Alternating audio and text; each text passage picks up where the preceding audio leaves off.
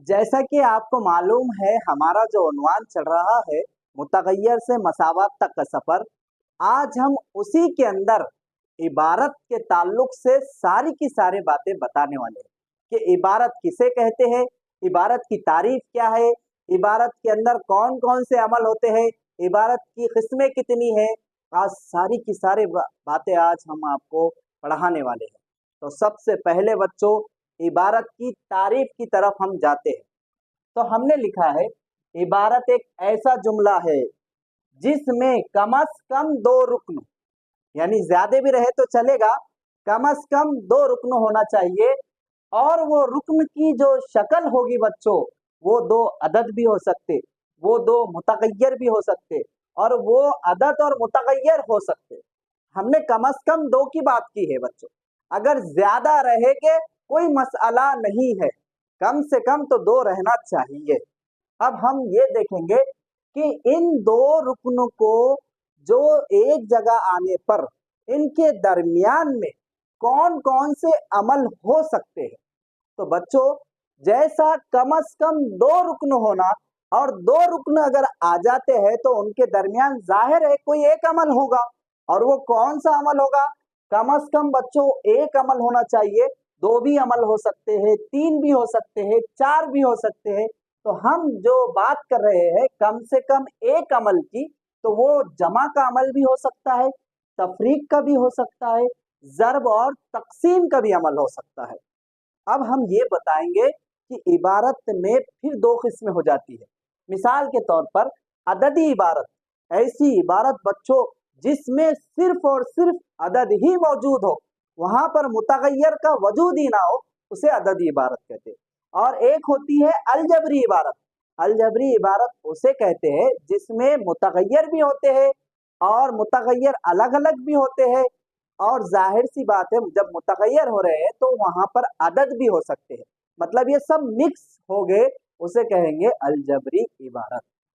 अब जैसा कि हमने आपको बताया है कि कम अज कम दो रुकन और एक अमल होना उसे इबारत कहते हैं।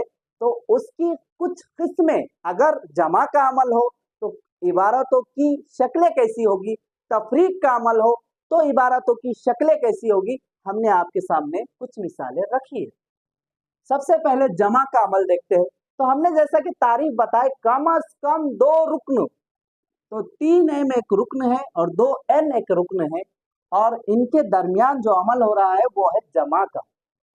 तो जैसा हमने आपको बताया है कम अज कम दो रुकनों और एक अमल हो, तो आप देख रहे हैं ये दो रुकन है और कितने अमल हो रहे हैं? एक अमल हो रहा है, जमा का अमल हो रहा है। और यहाँ पर देखेंगे तो तीन रुकन है और दो अमल हो रहे हैं, मतलब जमा का अमल दो बार हो रहा है। तो ये भी इबारत है। हमने बोला कम अज कम दो रुकन और एक अमल। अब कम अज कम दो मतलब अब ज्यादा रुकन भी रहे तो चलेगा और ज्यादा अमल भी होए तो चलेगा। अगर एक इबारत में ज़रब का अमल और जमा का अमल और तफरीक का अमल भी हो रहा है तब भी वो इबारत कहलाएगी बच्चों। यानी कि हमको कम अज कम की बात हमने आपके सामने रखी है। तो यहाँ पर तीन रुकन है और दो अमल हो रहे, होने दो, कोई मसला नहीं। एक में तो आ गया ना, वो कम अज कम एक मतलब आ गया, अब वो इबारत है। और ये देख रहे हैं ये अददी इबारत है। अगर हम इसको और एक अमल लगा देंगे तो हम यहाँ पर लगा सकते हैं, जैसा कि मिसाल के तौर पर ज़रब दो, तो ये एक अमल और हम बढ़ा रहे हैं। तो यहाँ पर भी ये इबारत है और ये अददी इबारत है जिसमें सिर्फ अदद मौजूद है। नीचे तफरीक की भी हमने कुछ मिसालें आपके सामने रखी है। तो ये देखिए 5mn एक रुकन है और 2n एक रुकन है, और ये दो रुकन को इनके दरमियान जो एक अमल हो रहा है वो है मनफी का अमल, यानी तफरीक का अमल हो रहा है।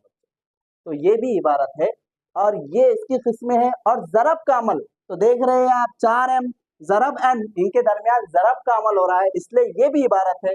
xy इबारत है, mn इबारत है, और 4a ज़रब 3 भी इबारत है।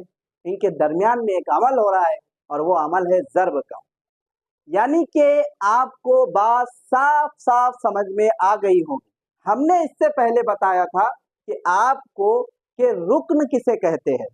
आज हम उसी रुकन के हिसाब से इस इबारत को नाम देंगे, इस इबारत की किस्में बताएंगे, टाइप्स कितने हैं इसके। तो आप देखेंगे कि हमने पहला लिखा है यक रुकनी, यानी ऐसी इबारत जिसमें एक और सिर्फ एक ही रुकन हो उसे एक रुकनी इबारत कहते हैं। यानी एक रुकनी, रुकन मतलब एक रुकन रहना बच्चों उसमें, वो एक रुकनी इबारत है।